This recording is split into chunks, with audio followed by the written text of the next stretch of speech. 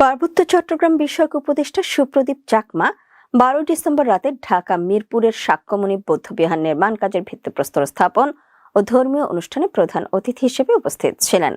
অনুষ্ঠানে প্রধান অতিথির বক্তব্যে উপদেষ্টা সুপ্রদীপ চাকমা বলেন, বর্তমান সরকার সকল ধর্মীয় সম্প্রদায়ের প্রতি সমান শ্রদ্ধাশীল এবং ধর্মীয় প্রতিষ্ঠান নির্মাণে সহযোগিতা প্রদান অব্যাহত রেখেছে।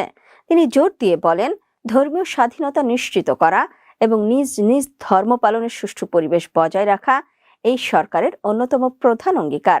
বলেন, প্রধান উপদেষ্টা ডক্টর মোহাম্মদ ইউনূসের নেতৃত্বাধীন এই সরকার ধর্ম বর্ণ নির্বিশেষে সকল নাগরিকের কল্যাণে কাজ করে যাচ্ছে।